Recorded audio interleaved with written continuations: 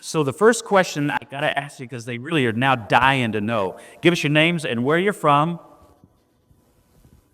And there's not actually more to that question. That was it. Names and where you're from. Age. Yeah. Blue. Blue. That's what it's on. So I'm Daniel Rowland. I'm 18 and I'm from Midland, Texas, the Brown place. The Brown place. Hello, I am Jaden Keene, and I am from Corpus Christi, Texas, close to the water. He's New Orleans new. And also, I am 20 years old.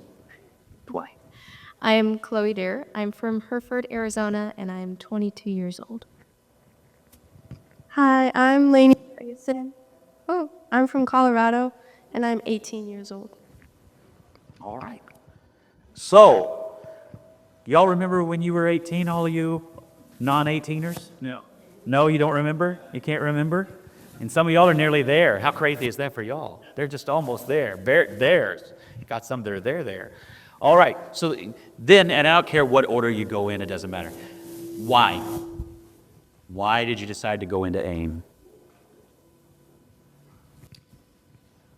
So for me, that's kind of interesting because at first I was going to pursue a career, and then even though we weren't actually affiliated with AIM, I got a letter in the mail about a camp that AIM did.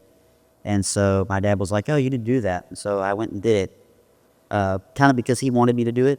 And then I kind of saw what AIM was, and I prayed to God. I was like, is this what you want me to do?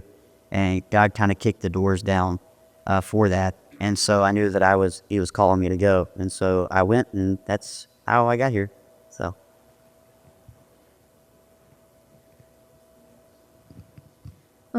I decided to go to AIM because God really, I'd say He intervened in my life, and He showed me that the world needed someone to answer His call. He needs people, a lot of people to answer His call. There aren't enough people who do. And He invited me to leave a hard place, to leave my old way of life, my old ideas, and accept a new identity in Him, and go out into the world and join His work that He invited me to.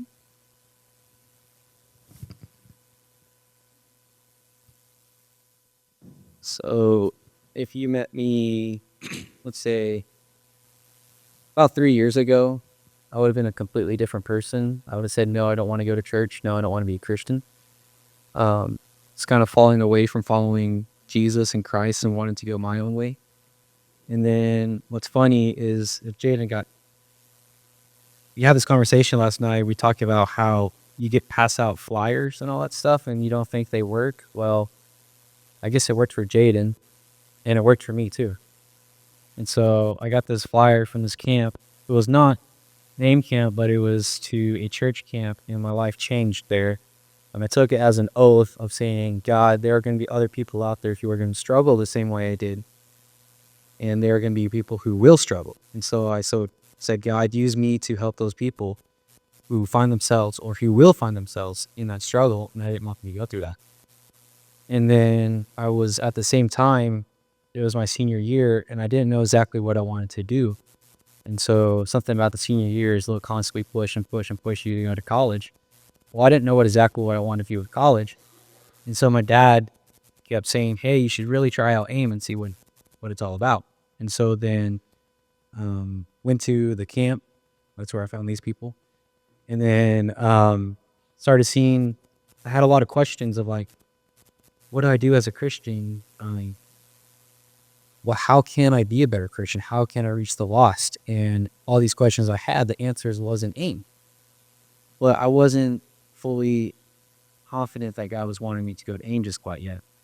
And so what's funny is we go to the camp, and the place where my life changed was also the place where God said, hey, go to AIM. And so it was definitely God calling me saying, hey, go to AIM, because they're going to, all these questions you have, the answers will find, and you will be able to go out and share the gospel with the lost. For me, I grew up in the church, going to church every Sunday and Wednesday, but I knew the basic level stuff. And so coming to AIM, I really wanted to deepen my faith and my relationship with the Lord. And so that was a huge part of it. And I also I love serving people. I like doing the background work, doing dishes or painting or just whatever. And so my youth minister really encouraged me to get out of my comfort zone and, get up here in front of people and talk more. So it's been a growing experience for all of us. So, along those lines, there are out in the foyer a couple of those flyers. So, y'all might check those out or hand those to somebody you think might be interested in AIM. We keep those out there in the foyer all the time. Never know what a flyer will do you? No, it'll change you. It'll change you. God works in many, many ways, and sometimes even in some couple of old school ways. You mentioned Camp Adventure. Just give them a real quick rundown of what Camp Adventure is. So Camp Adventure is a camp that's put on by AIM, and you go out. It's called Camp White River, Camp White River, and you go out there and you stay in cabins with other aimers and campers, and basically they do all kinds of different activities that grow you closer to God, and it kind of shows you what AIM is. It kind of gives you an idea of what missions are. And so that was when I realized that, I might want to do this, because every morning we were getting up and we were praying. We were having a morning of prayer, and that really grew me closer to God. And I saw all the fields that people were going to, the things that they were doing, the backgrounds that they came from, kids our age. And so it was kind of crazy to see, and it ended up being what God wanted me to do. So it's definitely an awesome place. And what's funny is we have free time, except for me. Him would always play chess. The whole week straight, all the free time we'd play chess. So let me back up a second and just give you a quick rundown before I ask my next question of what AIM is. Because there might be some who are going, okay, they keep saying AIM, what is that? So you know it's Adventures in Missions. And obviously you know it's like college age folks. Although one of my teammates was 27, so well out of college, and they had one year, there was there was an aimer whose grandmother went through the Lubbock portion of AIM with her. It was like a special dispensation, and she got to go and take all those classes, and then she went back to her home church and served as an aimer in her home church. I think she was close to 80, I believe, when she did that, if I remember right. And then the granddaughter went on to the mission field. But what they do is they go to Lubbock. They have several months of training. At first, it's just training. Everybody's just kind of general crowd of training, and they do a lot of intense Bible study. It will take you the rest of your life to figure out everything they've crammed into your head and your heart. But they do that for several months, and then they go through what they're in right now, which is called mission term, and that's where they get some restrictions put on them, right? So you can only use your car when? When they tell us we can. When they tell you can. To go to one grocery store on Saturday. Yes, he was telling me. Oh, go ahead. In area church, yeah, because they spread out and work with churches all around. Sometimes they can be pretty far, and they work and serve with them on the weekends, and are a blessing to those churches, and vice versa. Some of those area churches are just awesome. You end up with lifelong relationships with people out of those area churches. But they get it's very much hands-on intensive training. You are you give up everything, don't you? It is just like Jesus, come follow me and leave your nets kind of life. And they travel a lot. When I was on the staff one year, I put 30,000 miles on my car just driving Amers places. They travel a lot. Now they travel more than we did. Much, much more than we did. But they get a lot of really good hands-on training. During the missions thing, they can't drive. They can walk to the grocery store, but he said, hour and a half one way. So, I'm sitting there thinking, Lubbock's worse than the third world. What is that? So, you go to the third world, there's somebody selling eggs for a good price right outside your door. But an hour and a half walk, so they have allowed them to drive only on the weekend and only to two specific stores, right? Isn't that what you said? There's one. One? Or It's Market Street, but there's 2 locations. oh, there's 2 locations. So there you go. That's what it was. And that's it. Those are your choices to limit them. It's to get them used to, and it's kind of funny the way this works. It gets them used to being in a place that doesn't necessarily have everything that America is blessed with. Now, the funny thing is, some people end up going to mission fields where actually the public transportation is better, the grocery stores are closer and cheaper, and everything's actually a little bit easier. So that can happen, but it's still a very good lesson. It's like 3 months of fasting from various things. Church of Christ doesn't do Lent, but if they did, I guess this would be it. But you give up like 90% of things for Lent. But it's just to get them, it's intense, it's a boot campy sort of a thing. And you get to walk in, how cold, what's the coldest day you said it was? 5-degree weather. So, y'all know what I'm going to say. Not that bad. Not that bad. But for y'all, it's cold. But in Lubbock, 5 degrees is freezing. The wind. But they do all of that. So that's the part in Lubbock. And then they are formed into teams that go all over the world and the country. And they have a mix of domestic and foreign mission fields. So that brings us to, well, let me just say, and they will spend 18 months or more on their mission field. That's the general requirement, 18 months or more. Sometimes where there's lessons or cultural things that maybe you need a little extra time or you just want extra time, you can do that. So where have you chosen? I know it's up there, but tell them a little bit about what you expect to find, because you haven't been yet, about your field and what they told you to expect. Green. Green. That's the middle. Green. No, they know a little bit more about me, so I won't spoil a lot. But from what I know is there's a lot of rice. Is that right? Or no, a lot of vegetables. A lot of vegetables. It's Mediterranean, green, water. So it's actually called Albania is considered the center of the world. It's in the dead center heart of Europe, and there's so many countries around it. It's not right next to Greece, to Rome, Serbia. It's close to Serbia. It's on the border. It borders Turkey. So there's countries all around it. It's very cool. We're going to experience a lot of cool things. Paul's missionary journeys would go right through there. So Thessalonica is right on this side, and you've got Caesarea Philippi or Philippian church on one side, and then you've got Corinth. Athens is Greece is right there.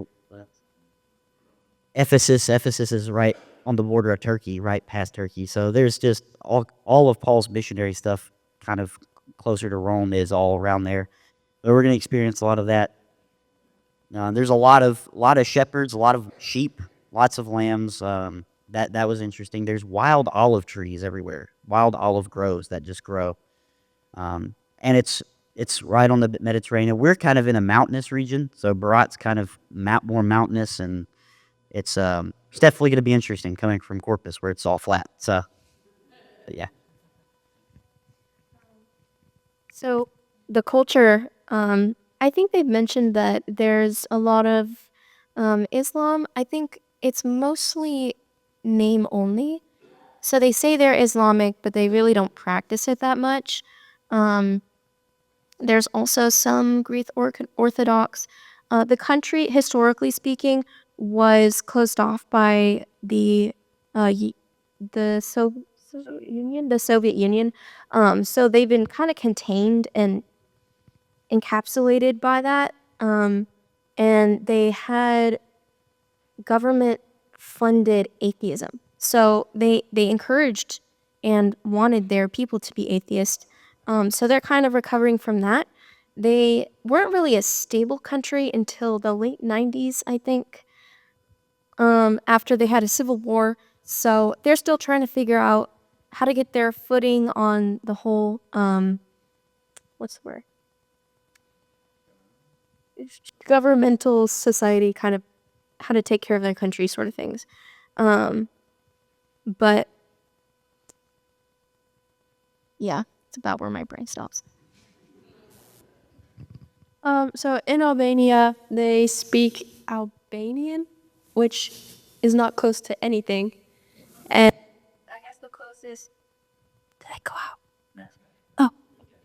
Oh. The closest thing that Albanian is Koine Greek. And so that kind of gives an idea of what we have to learn. And there's a missionary family that lives in Albania that we will be working with almost every day. So, yeah. Something really funny about Albania, our coordinator said if you drive a Mercedes over there, everybody has to go to the side of the road, even the police cars. So hopefully you can find a Mercedes and drive around. So, yeah, Nicole, and like what Chloe was saying, Albania was a country that was closed off from the world. And so it just recently opened its borders, like Chloe said, in the mid 90s. And a lot of the youth are moving out of the country because there's a lot of influence from the Western world, Europe is just pouring into there. And just a lot of people are wanting to leave Albania to experience that real world. So when we go over there, we'll be working a lot with the youth, trying to grow the church. The church that we'll be working in, a lot of them are first generation Christians. And so we'll be working with them, working with the youth, trying to grow the numbers in the church. So Also, Albanian is one of the hardest languages in the world. I think I forgot to mention. So it's we're gonna have a fun time trying to learn it. So yeah. Oh, and also another interesting thing is their culture and customs. They're a little bit different to America. For example, when they nod their head yes, that's actually no, and when they nod no, that's actually yes. And so that's going to be fun to get to learn. And so there's just a lot of little different quirks that we're going to have to get used to for sure. but they love coffee. So we'll be drinking lots of coffee. Be real careful with that nodding thing. You know, there was an aimer one time. I was saying to be careful about the nodding thing because there was an aimer from a field, I don't remember what country, that didn't understand some of the customs and accidentally ended up getting engaged. You want to be real careful with the nodding. You definitely want to learn the language of the words yes and no, you know, that sort of thing. But now I've thrown myself off with my question, haven't I? It had nothing to do with that, that's for sure. Let me brag on them a little bit, okay? So y'all can, I'll embarrass you a little. No, of course, would never. That's the people at Kinzap Thai last night. I was never embarrassed anybody. This week, as I said, working in the community, they worked with Good Samaritan. They worked with it twice. They worked 2 days at Good Samaritan, working in the warehouse, and then I think y'all went and did some other things as well the second day. They worked at Salvation Army, working to provide meals for people in our community. They have, they of course did some projects and things around here for the church. What am I leaving out? Because that's only like half. We've been around visiting in homes, got to meet some folks that don't get to. I think I'm at a dead spot or something. Let me just hold this up like this. I don't know if that works. I'll have to do it. They did. They got to visit people in their homes and spend some time encouraging people and things like that and teaching class. They taught the class Wednesday night. They helped judge our chili cook-off and everything, so they got to endure lots of spices and everything involved. And that happened again, didn't it? Yeah, we made sure they got some hot peppers and things like that. But they've done really, really well. So I was saving this to tell you all that tomorrow before you leave. But y'all have done an excellent, excellent job, and we really enjoyed having you here. What do you expect? Because again, it's hard to know when you haven't been. What do you expect may be, and you may have already mentioned it, the hardest thing that you're going to have to do? Well, we will be the first AIM team to Berat, Albania. Not the first team, Berat. Not the first team in Albania, but the first team here. And so a lot of it's just going to be setting the stone, the pathway for the future Aimers to come. A lot of it's probably going to be the language barrier. Learning the language is going to be hard. Obviously, when you go to another country, there's going to be culture shock. Just learning the new cultures, the society, what their practices. But for me, probably being away that far from home for that long of a time period. Yeah, it's going to be, for me, One of the hardest things I think is going to be like being discouraged, because there's some cultural things that play into that after the Soviet Union and all of that kind of happened, that whole revolution and civil war. They've been trying to push people, like the parents have been trying to push the kids away. So they learn English in Toronto, which is the capital, and then they leave and go to America or other countries around. And so it's going to be interesting. There's not a lot of patriotism. I would say like there's not. It's very they're just trying to get out almost.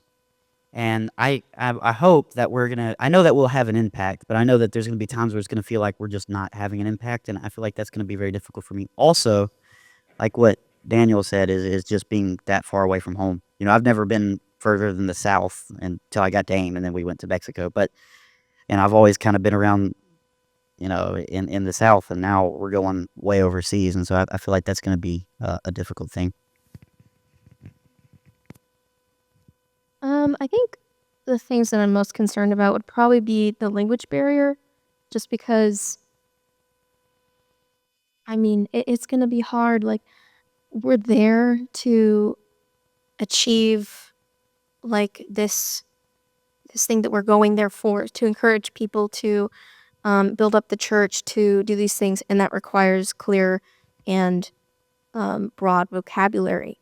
So, there being so much of a communication barrier is going to be pretty hard. We will have a translator, I'm pretty sure, at least some of the time. We'll have our coordinator, but I'm just kind of worried about that communication barrier because it's going to keep us from going as far as we could with, say, another language that we had more resources to learn. Albania is very hard to learn, especially coming from a different language, just because there's not a lot of crossover in the vocabulary. So, like, they have a lot of words that we don't have. We have a lot of words they don't have. So there's no, like, connecting words. It's just going to be difficult to figure out how to talk to them, how to communicate, get complicated ideas across, which is what we're there for. So I think the communication barrier is probably what worries me the most. And then, of course, the culture shock, like nodding and shaking, I'm gonna get so tripped up. That's a habit I have. If I'm talking to you, I'll just be nodding my head because, yeah, I'm listening to you. I have to start shaking my head. For me, the hardest thing is probably going to be being far away from home. I mean, Lubbock is already 13 hours away from my home, which is hard for me. But going halfway across the world, I know it's gonna hurt a lot at first, but hopefully it'll get better.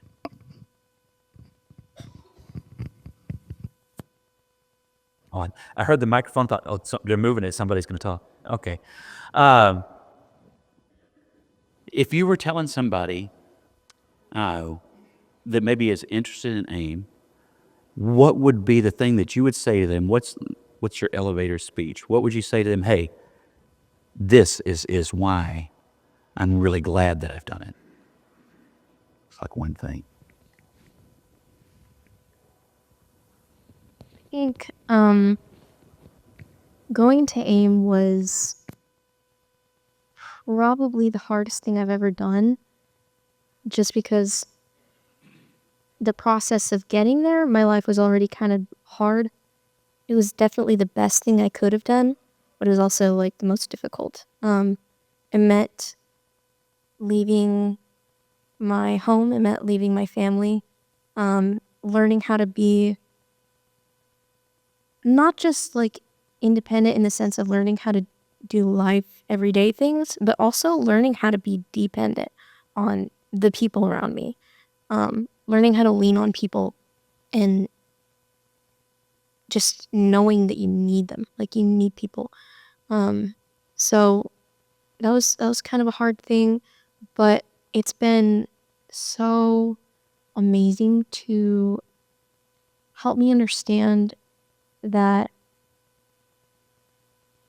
the way that God made us, He made us for a purpose. He made us out of love. He made us for relationship.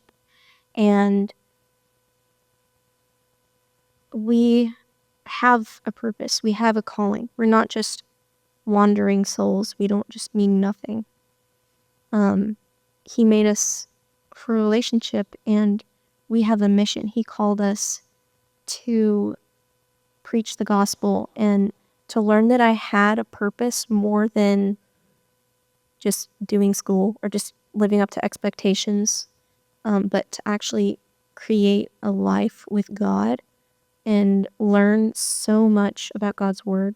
Built up my faith and my knowledge of the kingdom, and I can't even describe, like, the words. They can't possibly describe the amazing things that AIM has done for my faith in God and for the way that I see other people. I think I lost track of the question, but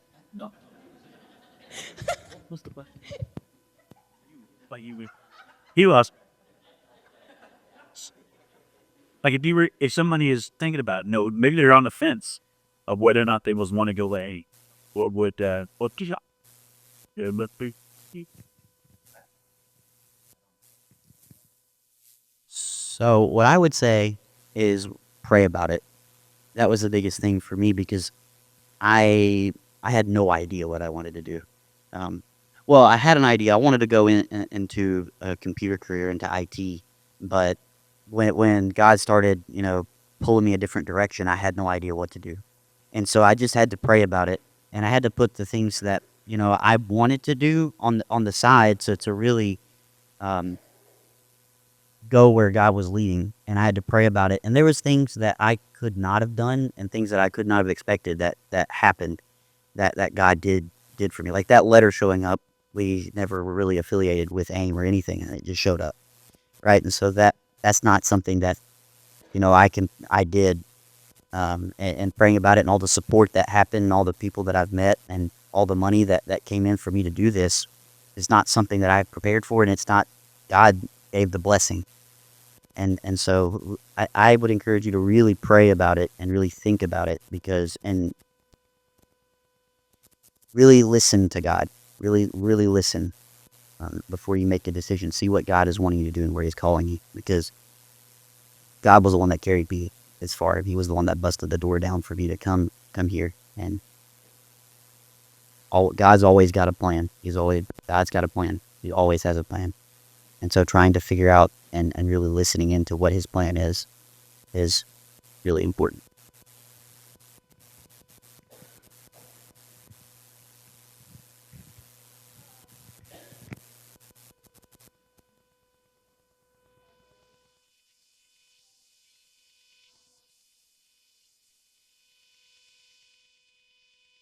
Okay. Oh, for me, I'm not someone who likes to push myself very much. I like to stay in my nice little bubble and do my things. And one thing I really had to learn that is if it doesn't challenge you, it's not going to change you. And so coming to AIM was a big challenge for me, getting out of my comfort zone. And I've seen myself be changed by the things that we do. And I've seen my classmates all been changed by the challenges that we have faced. So yeah, if it doesn't challenge you, it won't change you.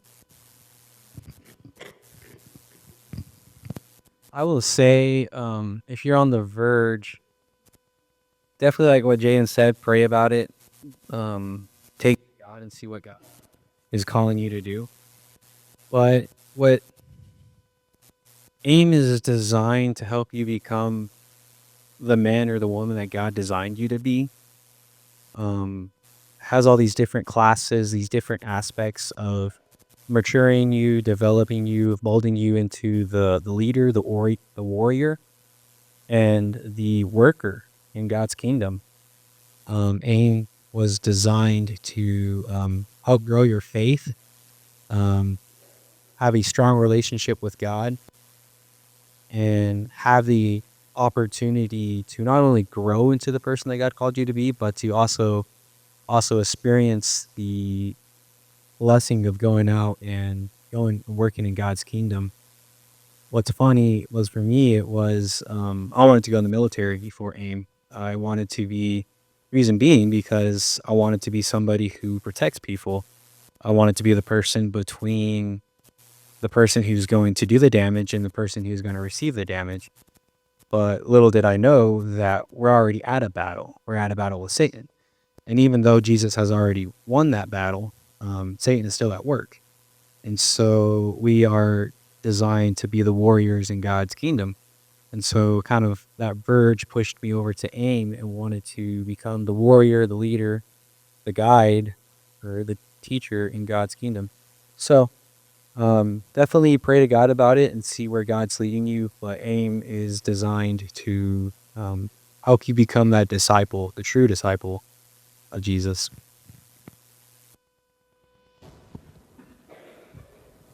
Kind of speaking about being a warrior, I've had to learn a very difficult lesson of being uncomfortable, and being flexible. And I've had, gone through a lot of things that were very uncomfortable, but I've gone through all of them. And it reminds me of Shadrach, Meshach, and Abednego when they were walking through the furnace. And, they didn't go around the furnace. God didn't pull them away from the furnace. They went through the furnace, but God was with them in the furnace. He met them inside the fire. And that's a lot of what's been happening is God's been meeting me inside the fire. Things that I would never do. Like getting up and speaking in front of people was something that I never thought I would be doing. I was very, timid and very shy and hardly spoke, to my family. And, now I'm up in front of a bunch of people speaking. And that's something that God has met me in the fire with, because I would have never gotten there without him. And so, I've had to learn that sometimes God's not going to pull you away from the fire. Sometimes you got to go through it. Like God's going to meet you inside. So to wrap up real quick, I want to add this just about adventures and missions in general, and it'll be true about y'all as well. Some people, when they're asking that question or praying about it, what if this is for me, or what if this is for my kid or my grandkid, and maybe I should share this about them. Sometimes the barrier is we have plans. Y'all all mentioned, well, I was thinking this or this or this. You have plans. Here's what I would tell you about that. Sometimes people say, well, that sounds like it would be really incredible, but I was planning on being a doctor or a welder or a nurse or a teacher or whatever. God will use AIM to make you a better welder, a better doctor, a better teacher, a better nurse.